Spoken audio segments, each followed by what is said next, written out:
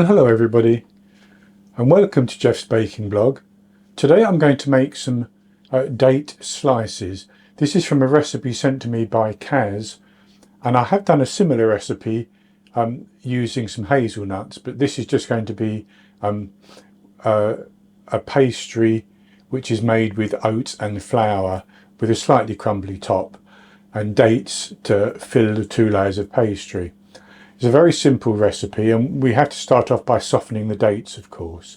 So I've begun everything by greasing and lining an 8-inch square cake tin. That's 20 centimetres square cake tin. If you don't have an 8-inch square but you have a 9-inch round, you could use that instead, because that will work out just the same. Then you can cut, instead of squares, you can cut into wedges. So with that said, let's go on to the ingredients. And for this I have 227 grams, which is 1 cup of chopped dates, and that cup is tightly packed. So what I've done is I've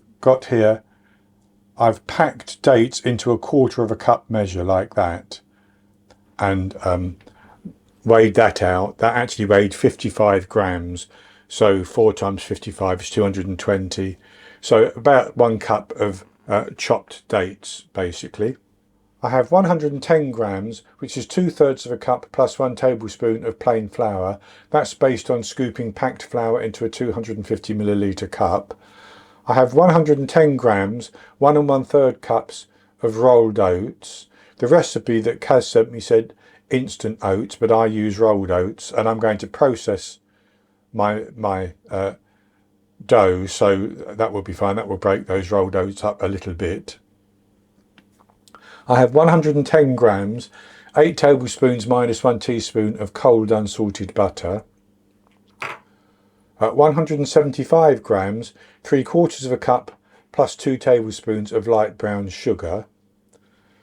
I have 4 grams, 1 teaspoon of baking soda or bicarbonate of soda, 4 grams, 1 teaspoon of baking powder, 3 grams, half a teaspoon of salt, 5 millilitres, 1 teaspoon of vanilla extract, and 125 millilitres, half a cup plus 1 teaspoon of water.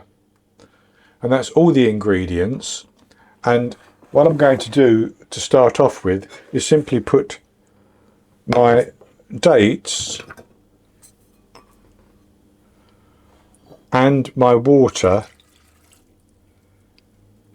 into a saucepan, and I'm going to put those onto the heat and bring that water up to a boil, and then I'm going to simmer the dates, stirring from time to time until they're completely softened, which is going to take 10 minutes or so. So I have my dates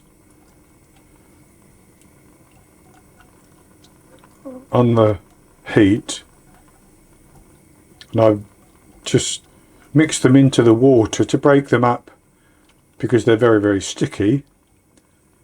And then we'll bring that water to a boil, and then we'll reduce the heat to simmer. So that's coming to a boil now, as I can see. So I'm going to reduce the heat and let those simmer away until they're softened. But I'll come back from time to time to give them a stir. And most of that liquid is going to evaporate or to be absorbed into the dates. My dates have cooked for simmered for 10 minutes. Now you could process those if you wanted to make them into a smooth paste, but I'm not going to.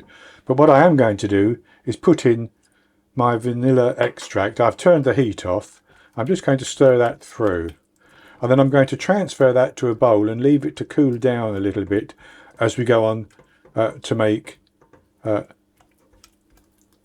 base and the topping. As the date mixture cools down a little bit, I've started to preheat my oven to 160 degrees Celsius, 140 Celsius with a fan, 320 Fahrenheit, and I'm ready to go on to make our pastry type base. So to start that, I'm going to put my salt baking powder, the baking soda into my flour. I'm just going to give that a little bit of a stir around. Now you can do everything by hand, by rubbing the butter into all the dry ingredients, but I'm going to do it in the food processor bowl of my immersion blender, just for ease. So what I'm going to do is I'm going to put my oats in and my sugar,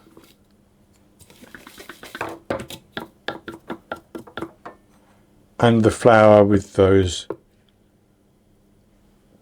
other agents, and I'm just going to give those a brief pulse just to get those a little bit combined.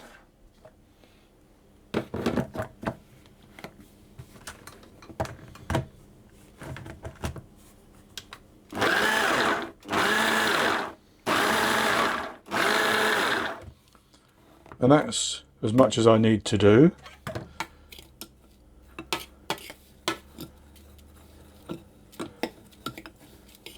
Because now I'm going to add in my cold butter, and I'm going to pulse that until the mixture becomes quite coarse, and then it just begins to clump a little bit into a crumble type texture.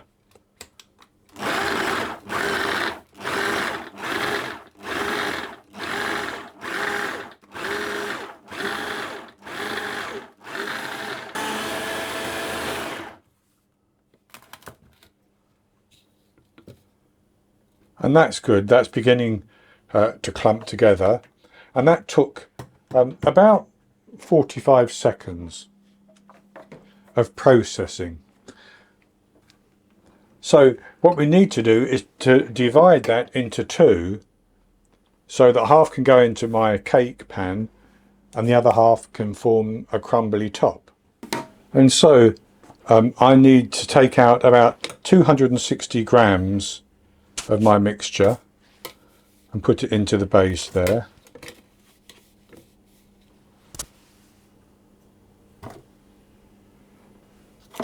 And that's good.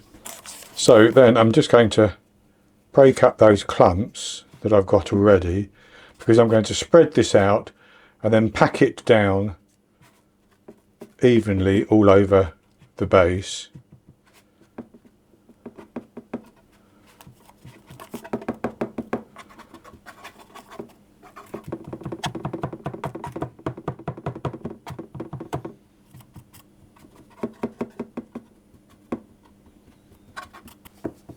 And I press that down with my fingers and then with the back of a spoon. So with that pressed down and my date mixture, it's still warm, but it will be fine. I'm going to put that onto the surface like that.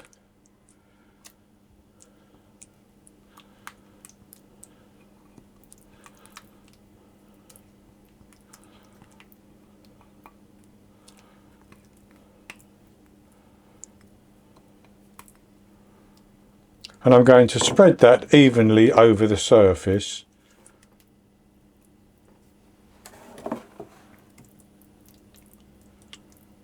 And that's spread fairly evenly. So then I'm going to take my crumble mixture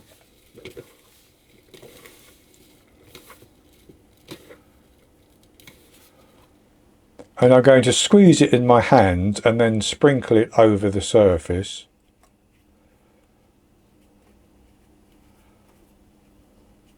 Again, fairly evenly.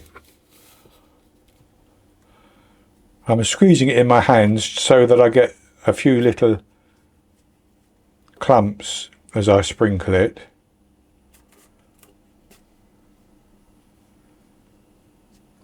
And then I'm just going to level it off. And I'm going to pat it down. quite firmly, because it doesn't matter if it goes into the date mixture or the date paste, just like that. And I'm going to put that into the oven, and I'm going to bake it for 35 to 40 minutes until it starts to turn a light golden brown on the top. And then I'll take it out of the oven. And at that stage, you can either leave it to cool completely, or you can take a knife and score some lines where you want the eventual cuts to be made, and then leave it to cool completely. And then once it's cooled completely, it can come out of the tin and be cut. So I'll come back once mine has baked and cooled and I've taken it out of the tin. I baked the date slices for 40 minutes. I looked at them after 35 minutes. I thought they'd be fine for another 5 minutes. Then I took them out of the oven and left them in the tin. I did score the tops a little bit and then left them in the tin until they were just about cool. So now I've taken them out of the tin and I've cut them into 16 slices, or 16 squares basically. So I'll show you what they look like. So this is what they look like, and they baked up quite nicely, I have to say. And I have already had a little taste, but I'll have a taste of the one that I've been eating.